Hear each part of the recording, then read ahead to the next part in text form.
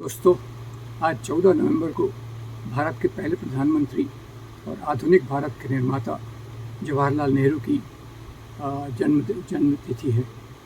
ये दिन बाल दिन के रूप में मनाया जाता है क्योंकि बच्चे उनको चाचा नेहरू के नाम से पुकारते थे।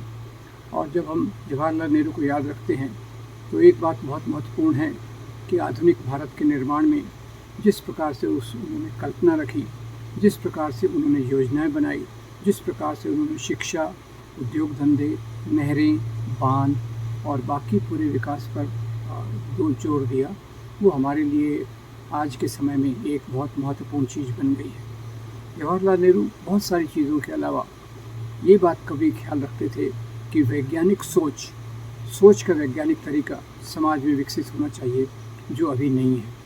और इसके लिए उन्होंने काफ़ी प्रयत्न किए। हमारी जो वैज्ञानिक संस्थाएं थी उनको बहुत प्रमोट किया और उन्हीं वैज्ञानिक संस्थाओं में वैज्ञानिक सोच बढ़े, इसके लिए भी उन्होंने कुछ संस्थान बनाए जो बाद में चलकर विकसित हुए। पर दुर्भाग्यवश पिछले 2-3 दशकों से एक तरफ तो उनकी जीवनी पर छोटी मोटी बातों को लेकर मीन मेख निकालने की, उनको बदनाम करने की, उनके पूर्वज मुसलमान थे ये कहने की, उनके कपड़े पेरिस में धुलने जाते थे ये कहने की, और बाकी चीज़ों के आधार पे ये बताने की कोशिश की जाती है कि वो चरित्रहीन व्यक्ति थे। पहले तो ये बता दूं कि वो एक बहुत ऊंचे दर्जे के लेखक थे और उन्होंने 2 महान किताबें हमें दी हैं।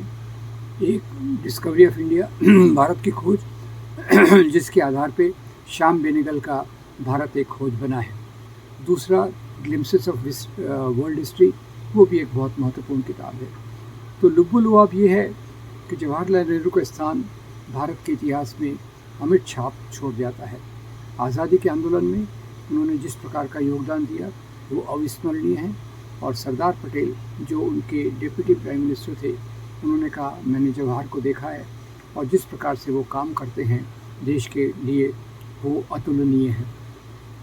इस आधार पे ये जो नफ़रत फैलाने वाले हैं, धर्म के नाम पे राजनीति करने वाले हैं, वो अपनी रोटी को सेकना चाहते हैं, क्योंकि जवाहरलाल नेहरू के जो मूल्य थे, आधुनिकता, स्वतंत्रता, समता, बंधुता, वैज्ञानिक सोच, ये लोग उनके पूरे खिलाफ हैं और पुरातन मूल्यों के जो ऊंच नीच के मूल्य हैं उनको समाज पे लादना चाहते हैं।